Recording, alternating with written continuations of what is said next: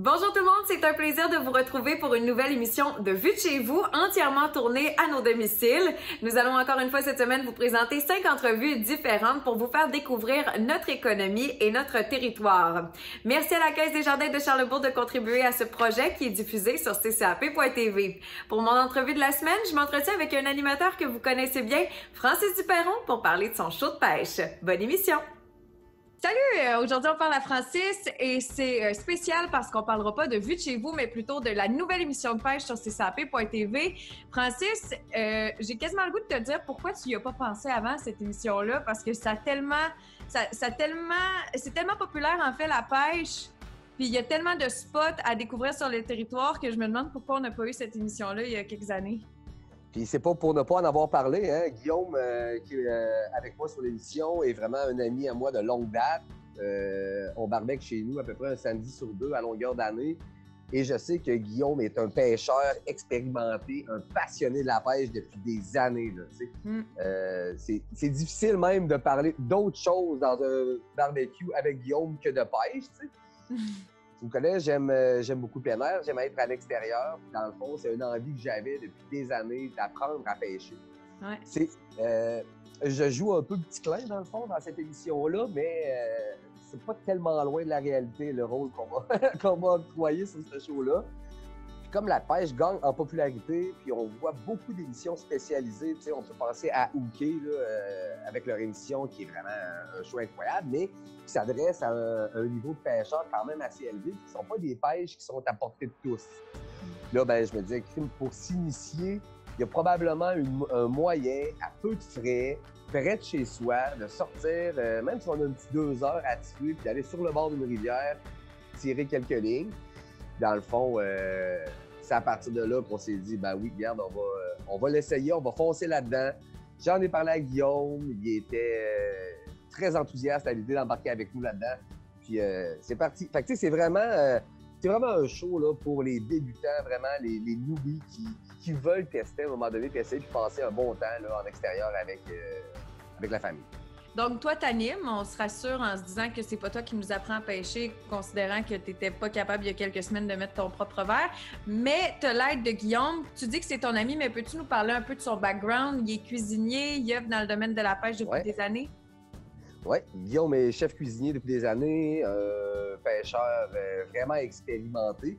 C'est pour ça qu'on voulait mettre vraiment ces deux forces à contribution dans cette émission-là, parce que vraiment, l'idée, oui, c'est d'apprendre à pêcher, de se donner des tips, mais ce qui m'a toujours un peu dérangé personnellement de la pêche, c'est pour les peu de fois que j'en ai fait, même quand on sortait le poisson, je tripais pas.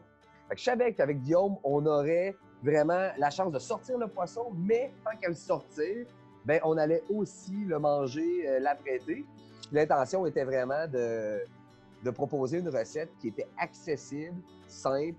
Donc, on passe notre journée à la pêche, puis en fin d'après-midi, on se trouve un spot tranquille, vraiment sur le bord de la rivière, avec des équipements basiques qu'on trouve facilement dans les magasins de plein air. On peut se faire une petite recette pas compliquée. On a 3 épisodes de tournée jusqu'à maintenant. Les recettes nous ont pris gros max 15 minutes. Dans le premier épisode, pour ceux qui l'ont vu, on a quand même mangé un fish and chip de brochet.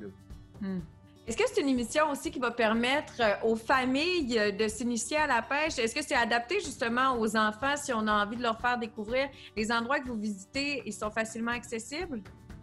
Vraiment.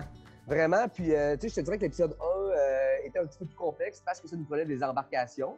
Mais les 2 épisodes qui vont s'en venir, ou entre d'autres épisodes dans la saison, on est vraiment là, dans des petites rivières qui sont à quelques minutes de chez nous. Tu marches en sentier, tu sors de 6 pieds, tu es à la rivière, tu peux pêcher. Puis souvent, c'est des petites rivières. Dans le fond, cet été, avec les sécheresses qu'on vit particulièrement, le niveau d'eau n'est pas super élevé. Donc, tu sais, niveau danger, d'avoir les enfants avec nous proche de la rivière, tu sais, c'est quand même... Il faut rester prudent. Mais tu sais, le facteur risque là, est un petit peu plus bas là, que si on avait vraiment des débits super élevés. Fait que non, c'est super accessible aux gens, à tout le monde. Tu sais, je dirais même que pour les plus jeunes enfants qui se tanneraient de pêcher, bien, ils peuvent même patauger dans l'eau et avoir du fun à pêcher des écrevisses. Ah, c'est parfait. J'ai vu dans le premier épisode, justement, que ça commence à la levée du jour, ou presque. C'est durant toute la journée que vous tournez? Oui, bien, il y a quand même certains trucs que je voulais valider. J'ai des expériences de pêche avec la famille quand j'étais très jeune. Je me rappelle, il fallait se lever aux aurores parce que c'était le pour pêcher, pis ça. Donc, formule qu'on a appliquée cette saison, jusqu'à ce que je pose la question à Guillaume. C'est vrai, ça, que vraiment, c'est le matin très, très tôt que la pêche se passe. Guillaume me fait pas peur. Oui, puis non. J'ai fait, ah ouais. Fait que, on sait que le matin très tôt, oui, c'est une bonne pêche. En fin de journée, c'est excellent aussi. Je suis plus du genre fin de journée à ce moment-là, à l'heure de l'apéro. Je trouve que ça c'est fit avec toi, ouais. Ça fit plus avec mon profil, effectivement. Fait que, mais ça, c'est des trucs comme ça qu'on peut valider, là. Des trucs que mon père utilisait quand j'étais très jeune à la pêche, puis il me disait de me taire dans la chaloupe parce que j'allais faire peur aux poissons. Là. Mais les enfants, c'est pas vrai. Juste parce que votre père veut la paix. Oui, c'est un bon truc quand même. On fait combien d'épisodes au total qui vont être présentés? Puis là, ben, c'est déjà en ligne. On peut retrouver les épisodes diffusés sur YouTube. Oui, on a 6 épisodes là, à vous présenter. On va sortir un petit peu du territoire aussi. Là. On veut présenter peut-être d'autres types de poissons qui sont intéressants à pêcher aussi. Là. Fait qu'on veut démontrer aux gens, dans le fond, l'étendue. La pêche ne se limite pas à la petite truite. Ben merci beaucoup, Francis. Fait qu'on va visionner cette émission-là. Merci pour les quelques minutes. Puis moi, mes dernières ont été un peu bouleversées par... Je vais vous montrer quoi? Ceci! Oi, oi, oi! Bon, ben... La petite bête. Comment ça s'appelle, la petite bête? Angus! Angus! Ah, comme le steak. Si ça avait été une fille, je l'aurais appelée truite. Ou tourneau, je sais pas. Ah bon, ok, fait que je te laisse te faire une chimelle. Salut! Salut! Merci. Vous n'aurez pas le temps de vous ennuyer de Francis puisque maintenant on vous présente son entrevue pour parler d'un organisme d'Orsainville. Alors, cette semaine à Vue de chez vous, j'ai la chance de m'entretenir avec Michel Lagacé. Bonjour Michel. Bonjour Francis. Michel, on va parler d'un super beau projet aujourd'hui dans lequel tu t'es impliqué avec un organisme depuis plusieurs années. Mais avant de parler du projet en question, Michel, tu fais partie de la table de quartier d'Orsainville. Oui. Peux-tu me parler un peu de la table de quartier? C'est quoi? C'est un organisme? C'est une organisation? C'est quoi en fait? C'est un organisme communautaire qui regroupe les citoyens du quartier Orsainville et plusieurs institutions communautaires qui œuvrent dans le quartier. Il y a entre autres le CIUS, la paroisse Mont-Pasteur, la Ville de Québec, les Loisirs du Jardin, Rap Jeunesse, tous des organismes. Fait que c'est un lieu d'échange pour le quartier d'Orsainville. Où vous êtes présent principalement? Bien, on s'occupe beaucoup de différents sujets comme le déplacement durable, c'est-à-dire l'automobile, le vélo, les pistes cyclables. On s'occupe aussi de la fraternité, c'est-à-dire les besoins pour les gens défavorisés dans le quartier.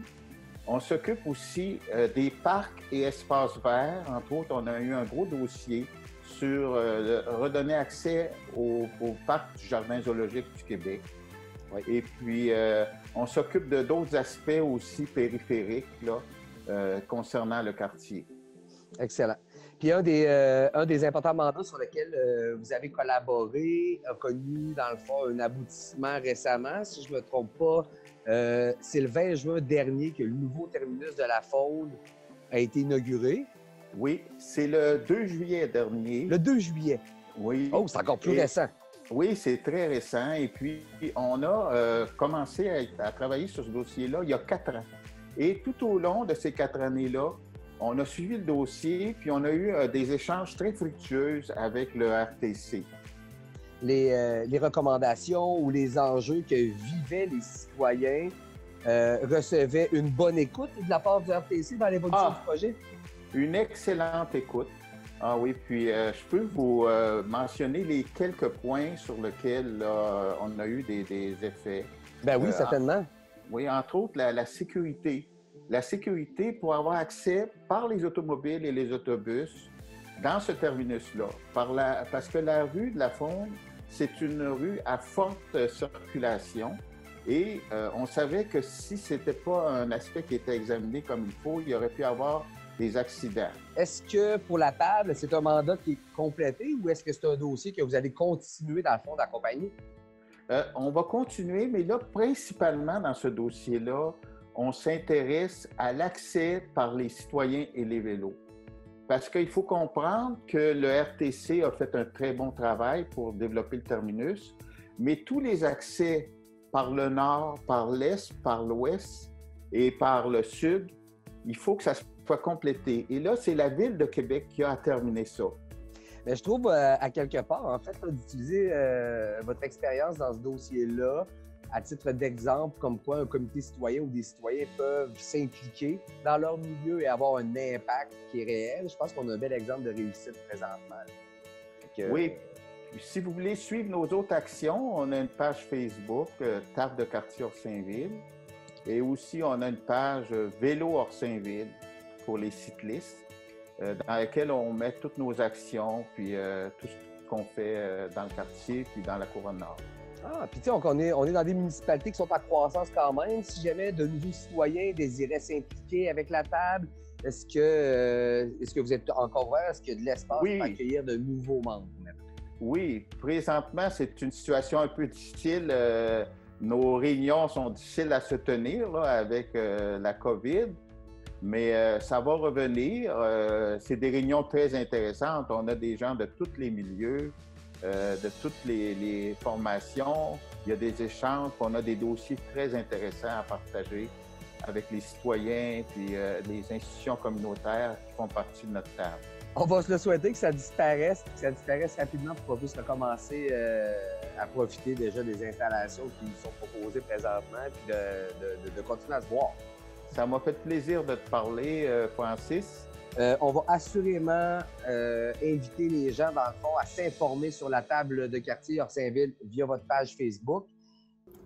En 2018, une étude a été réalisée sur le lac Beauport et Mégane a décidé de s'entretenir concernant les dévoilements de cette étude avec une représentante d'Appel à Géraud. Bonjour Madame Bémel. Bonjour. Il y a quelques semaines, l'Association des bassins versants de Lac-Saint-Charles a dévoilé une étude menée en 2018 qui affirme qu'un important apport en nutriments étouffe le lac Beauport. Évidemment, vous êtes la spécialiste dans le domaine, donc expliquez-nous un peu plus en détail ce qui ressort de cette étude-là. Donc, dans son contexte, c'est un lac qui est quand même assez important. Donc, il fait partie de notre surveillance, notre programme de suivi des lacs et des rivières du bassin versant dans son ensemble. Aux 5 ans, on se penche sur les lacs qui sont un petit peu plus petite taille que le lac Saint-Charles pour leur faire un diagnostic complet. Donc, quand on parle d'un diagnostic complet d'un lac, on parle de l'évaluation du taux d'oxygène, de la température, les sels, les cyanobactéries, les plantes aquatiques, l'état des bandes riveraines, l'occupation du territoire. Le lac Beauport subit un vieillissement accéléré à cause d'apport d'éléments nutritifs qui proviennent notamment des activités humaines dans le bassin versant. Et là, en 2018, on a vu qu'il y avait vraiment des problèmes de quantité d'oxygène dans les eaux plus profondes. Madame Bémel, dites-moi, lorsqu'on a un rapport négatif comme celui sorti en 2018, on doit se pencher rapidement vers des solutions à court terme. Dites-moi, qu'est-ce qu'on va devoir mettre sur pied au cours des prochains mois, prochaines années, pour être en mesure d'aider notre lac à mieux s'oxygéner? En fait, on veut travailler sur la source du problème. Et quand on veut travailler à la source du problème au lac Beauport, c'est comme n'importe quel autre lac, c'est qu'on doit réduire les sources externes. Dans le cas du lac Beauport, les sources externes sont notamment les installations septiques autonomes. Et un autre élément qui est vraiment important, c'est de regarder qu'est-ce qu'on peut faire pour réduire le passage des bateaux en moteur. Puis je m'explique. C'est qu'il y a un vieux mythe au Québec, je ne sais pas d'où il vient, mais qui est plutôt persistant, qui dit que les bateaux en moteur oxygènent un lac et que c'est bon pour un lac. Ce qui est vraiment démontré dans plusieurs études récentes et plus anciennes, parce que c'est un problème persistant, c'est que dans un lac qui est aussi peu profond que le lac Beauport, qui est aussi petit, où il y a des bateaux en moteur à très haute puissance, les sédiments sont perturbés.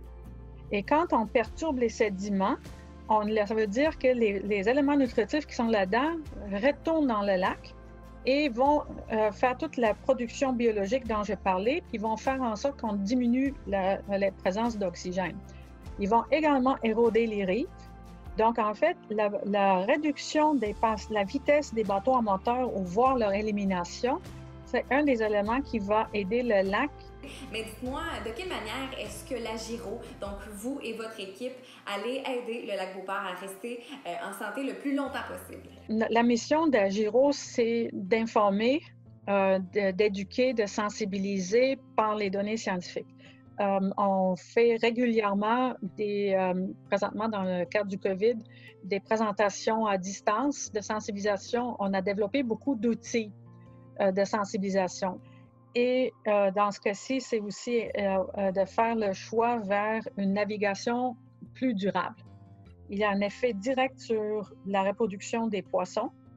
Ça éloigne les oiseaux et ça a un effet sur la santé mentale des riverains, le bruit de passage des bateaux à moteur. Donc, il faut, si on veut interdire la navigation ou le réduire, ultimement, pour légiférer, c'est au niveau du gouvernement fédéral, ça se fait. Par contre, c'est un processus bottom-up.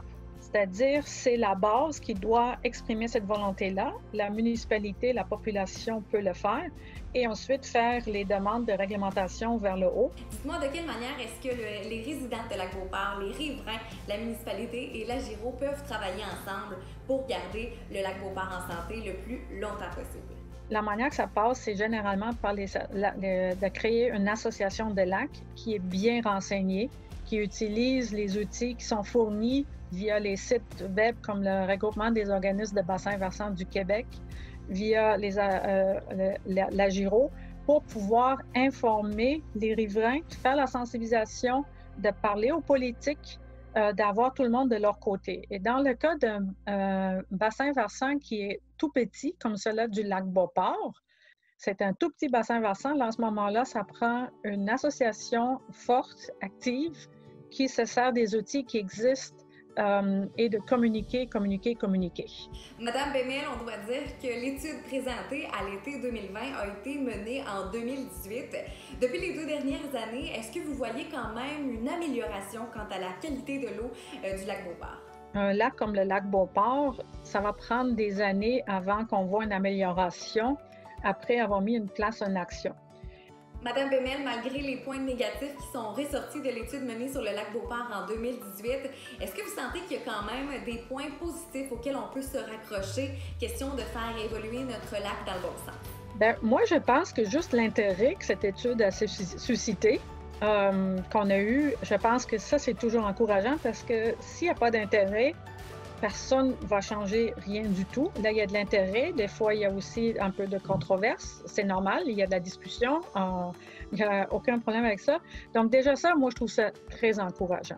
Merci beaucoup, Madame Bemel, pour votre temps. Évidemment, on invite les riverains, les lacs beauportois ainsi que la municipalité de Lac-Beauport à continuer de travailler très fort pour préserver notre beau cours d'eau, notre magnifique lac Beauport pour les années à venir.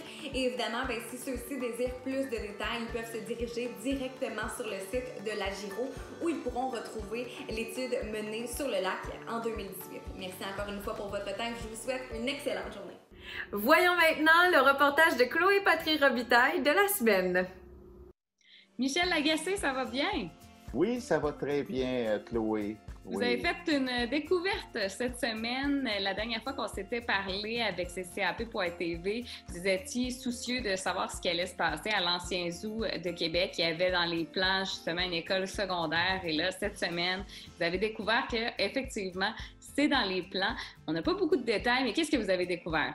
D'abord, on a appris que l'école se tiendrait exclusivement, le bâtiment serait construit exclusivement dans le stationnement du parc de l'ex-Jardin zoologique du Québec.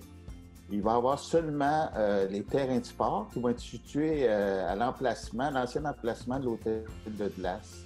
Fait que ça nous encourage beaucoup parce que le parc ne sera pas nécessairement beaucoup affecté par l'école.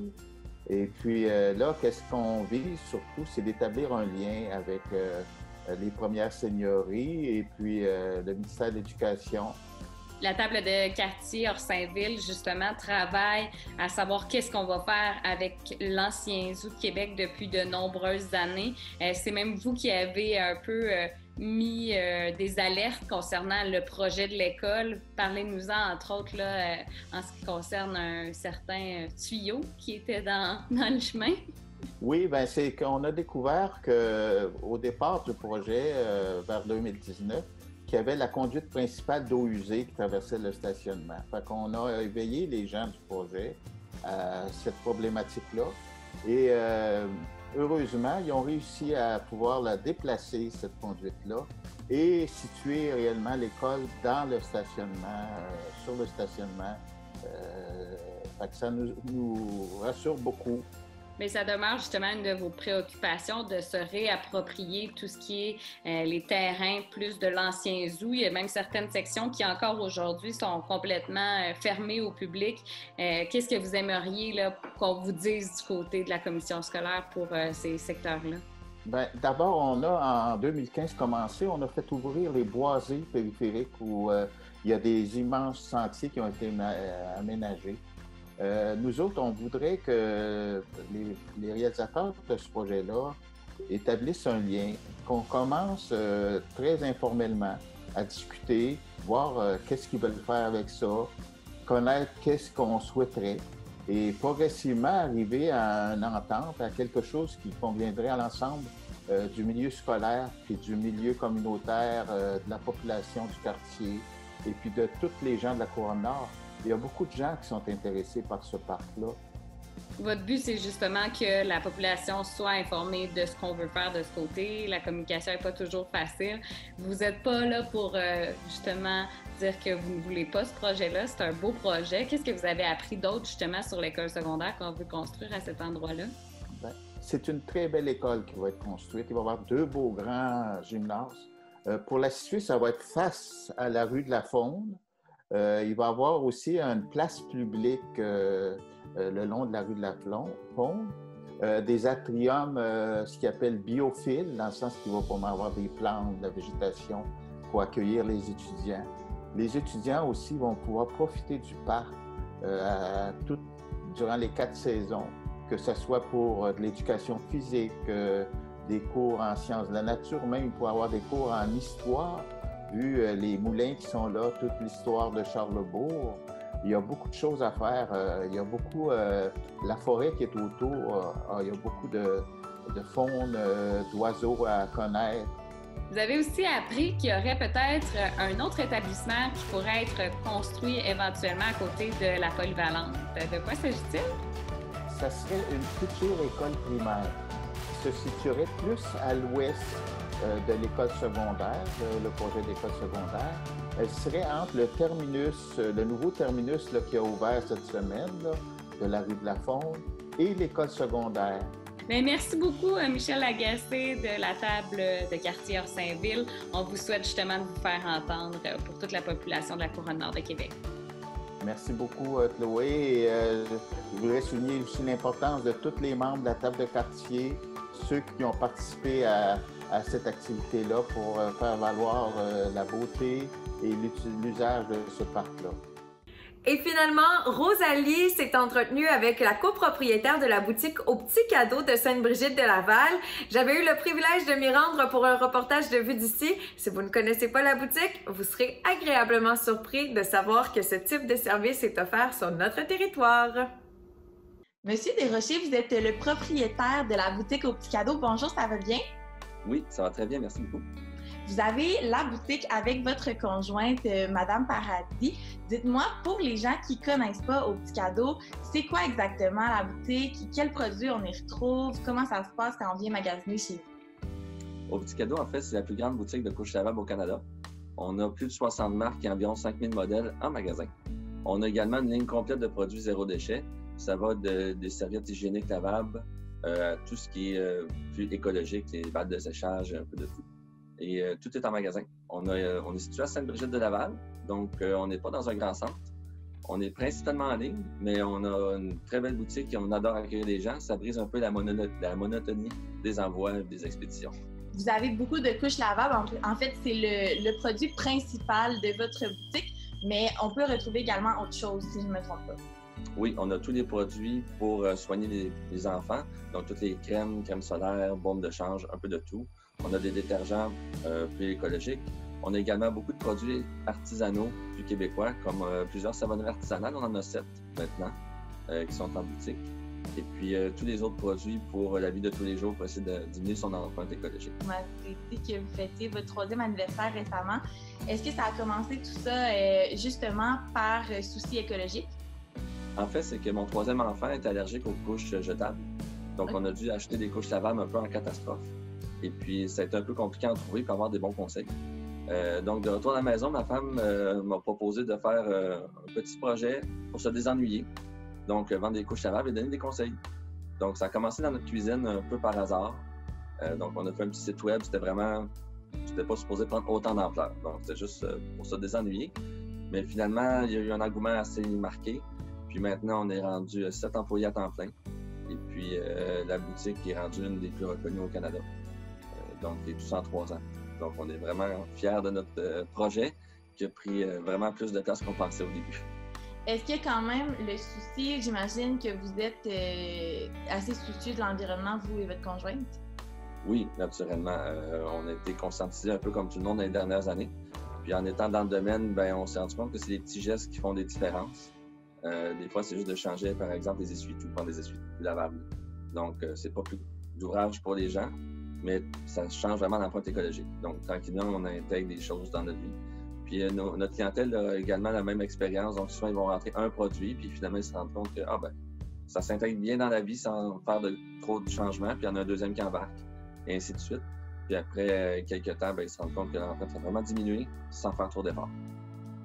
Oui, puis si je ne me trompe pas, vous pouvez peut-être m'informer par rapport au fait, je pense qu'il y a beaucoup de gens qui s'inquiètent par rapport au prix que ça peut coûter de devenir plus écologique à la maison. Souvent, on fait des économies, j'imagine, en achetant quelque chose une fois qu'on aurait pu acheter 20, 30 fois en peu de temps, j'imagine. Exactement. Si on prend l'exemple des couches lavables, un enfant va coûter entre 3 et 5 000 $ de couches dans sa vie. Tandis qu'on a des ensembles de départ qui varient entre 300 $ et plus selon les modèles, mais on peut s'en sortir à 300 350 $. Puis les couches sont bonnes pour plus d'un enfant. Donc, c'est vraiment très, très économique en plus d'être écologique. Mais le même principe s'applique à peu près à tous nos produits. Quand je parlais des essuie-tout lavables, ben oui, c'est un 30 $ à investir, mais on n'en achète pas par la suite. Donc, ça devient économique assez rapidement. Effectivement, la différence est assez élevée. J'ai envie qu'on parle, là, présentement, vous m'avez dit, vous avez une boutique, vous êtes également en ligne. La boutique est ouverte présentement depuis la réouverture des commerces?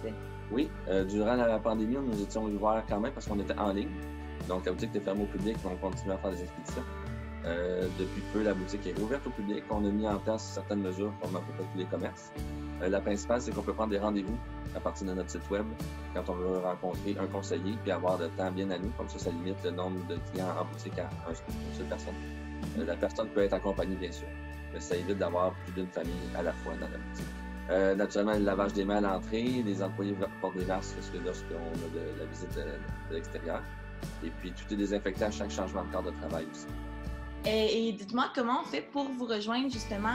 Vous avez le site web, avez-vous une page Facebook, la façon pour prendre les rendez-vous, comment on procède? La meilleure façon, c'est à partir de notre site web, donc www.opticado.com. On a également une page Facebook. Tout ce qui se passe en boutique, les nouveautés, les arrivages sont toujours publiés, les spéciaux. Donc, simplement chercher Au Petit Cadeau sur Facebook ou par téléphone au 418-606-2244. Pour les rendez-vous, c'est à partir de notre site web, il y a un onglet dans le haut rendez-vous. Donc, simplement cliquez dessus, vous avez des plages horaires, puis on vous attend avec plaisir. Bien, merci beaucoup, M. Desrochers. On invite les gens à venir magasiner chez vous, non seulement par souci écologique, mais économique également. Puis, on vous souhaite plein de beaux clients pour vos couches lavables. C'est très intéressant. Un gros merci. Merci beaucoup à vous. Bonne journée. Bonne journée. Merci beaucoup d'avoir visionné cette émission de Vue de chez vous que vous pouvez regarder à nouveau en vous rendant sur la chaîne YouTube de ccap.tv. On se retrouve très bientôt pour 5 nouvelles entrevues réalisées de la maison. À bientôt!